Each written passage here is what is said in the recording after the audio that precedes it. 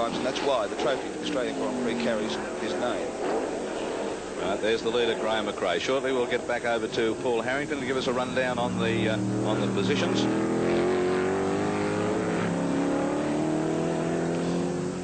Over to Paul Harrington.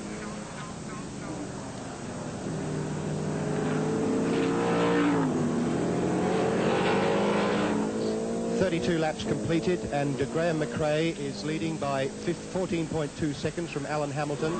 They're the only two cars on the same lap. McRae stopping. In place we had Prix, Peter Edwards, Barry Singleton and Peter Middleton in that order. There's some confusion here now. Bob Morrow, what do you think's going on here with Graham McRae? He had his arm up as he went past the start-finish line. It seems as if he is acknowledging the bad sportsmanship flag, Max. Yes, I think that he stopped there. He mistook it, possibly. See, the bad sportsmanship flag is unique to Australia. And he saw the flag, thought it may have been a black flag, which, of course, means that you must stop straight away. Graham McRae pushing it along there up the main back straight to Rothmans Rise, down through the Estes into Goodyear Corner. Further back, Kevin Bartlett being pressured along by Alan Hamilton, seeking to get past and get a crack at the leader.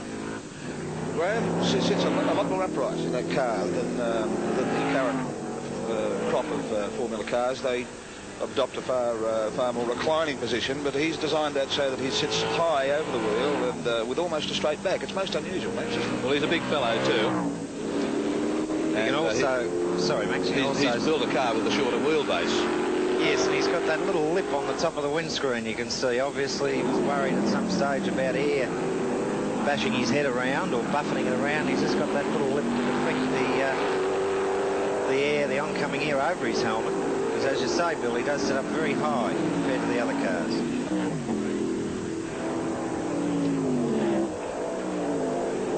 Must have been a very confusing time for Graham there earlier in the race when he received that bad sportsmanship flag. Different drivers have different views of how fast they should travel in yellow flag areas. And with the international experience that Graham McRae has had, I'm sure that much higher speeds are normally followed over there. So he probably thought he was doing the right thing. He could have maintained control of his car at any particular point. Could have stopped it or done anything that was required of him. But in the opinion of the officials, apparently it wasn't quite slow enough. 5 to go for Graham McRae. Still that 10-second gap between him and the second place man, Alan Hamilton. Behind them, John Briggs, Peter Edwards and Barry Singleton. Kevin Bartlett there going past the clerk of the course car. Clerk of the course obviously going up to investigate the aftermath of the Gary Cooper crash. Good news that Gary Cooper has only suffered a broken leg. For those of you who may have just tuned in, big crash, major crash on Rothmans Rise, destroyed the entered element of Gary Cooper. Gary, quite conscious all the time, suffered a broken leg and has been taken off to hospital.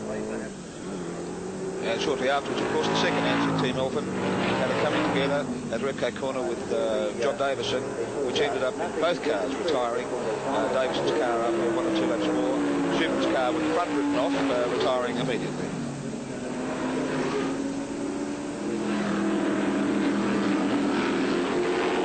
Go for Graham McRae, and there's another one off. That looks like Bartlett's car.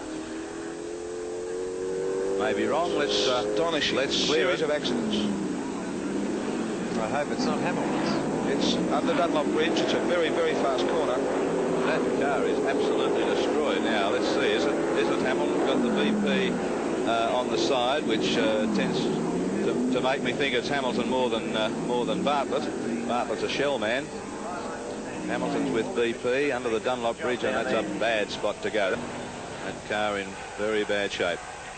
The double yellow flags, of course, Max, are there to warn people that the track is almost blocked, and that they must proceed with extreme caution and be prepared to stop at any time. The rescue teams here at Sandown are very well equipped with all kinds of systems to help drivers in situations like this. Right, that's the oxygen. The track has been quite slippery all weekend. It was slippery in practice yesterday. Meanwhile, it's back to race leader Graham McRae. Race is almost over, a lap or two to go. and the flying New Zealander Graham McRae has it. Second place now with the retirement there of Alan Hamilton.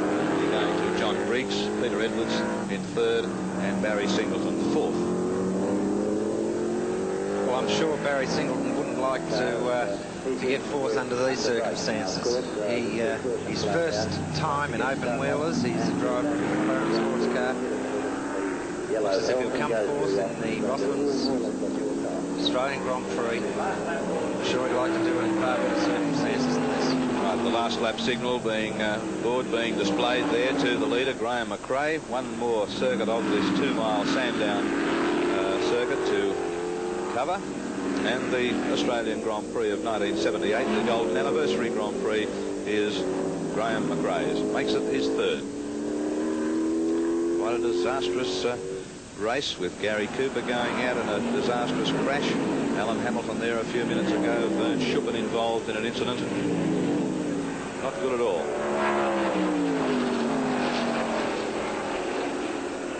But to the victor belong the spoils, and we're only now perhaps 2 kilometres away from seeing Graham McRae get the checkered flag for his third Australian Grand Prix, the Grand Prix that was started 49 laps ago by the maestro Juan Manuel Fangio, whom we'll see appearing in the next event here on this historic and memorable Sandown meeting, memorable for many things, but also for the crashes that have occurred in this Australian Grand Prix. There he goes, Graham McRae, the New Zealander, in his own designed and built car, the GM3, takes the checkered flag for the 1978 Golden Anniversary Australian Grand Prix. In second place will be John Briggs. In the Maddich, Peter Edwards in third place, and in fourth, Barry Singleton.